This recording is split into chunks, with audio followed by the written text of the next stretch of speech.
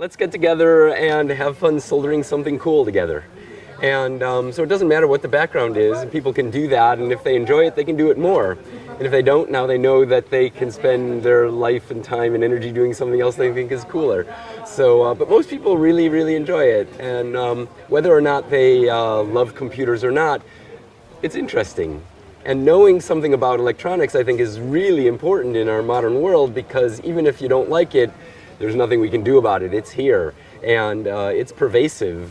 People who can afford it pretty much all have one of these in their pocket. If we have these things all over the place that we use in our day-to-day life and we know nothing about it, that's a dangerous situation. So that's much more of a situation where the technology is going to control us. We really do need to know about these things, at least some, have a feel for it, in order to use it to enhance our lives. Gatherings like this really encourage people to do more of that. So, and the technology and the workshops are just a fun way to get people together for all of that. When I do my workshops, I tend to be more towards the making an LED blink.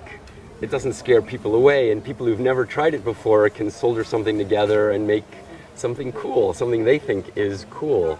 And now they have the confidence that they can do something they didn't think they could do before.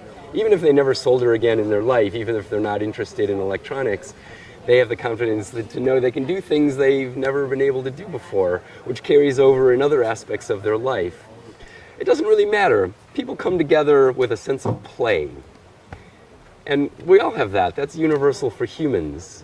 You know, we need to play, and that's one of the primary ways that we can learn.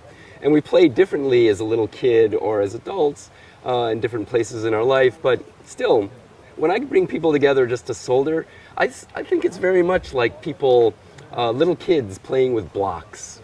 You know, we don't have control over what's happening in the external world. We barely have control of what's going on inside of ourselves, our mind, our emotions, all this stuff. But we do have a lot of control over what we choose to do, and that's super powerful.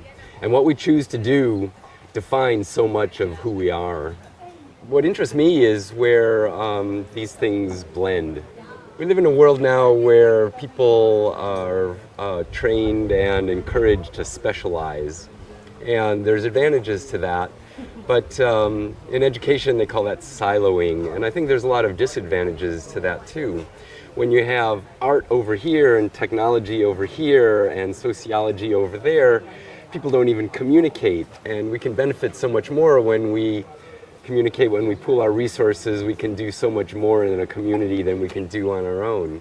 I think with the way the world's going nowadays, things are changing at ever increasing pace. We have to, if we want to live in whatever future we're collectively creating, be able to adapt to that change, which means we have to be able to change what we do. We have to be able to have a feel for lots of different realms, and of course do more of what we're interested in.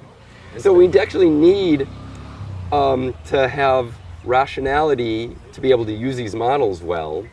But if we only do that, we're only going to be able to repeat things that have been done before.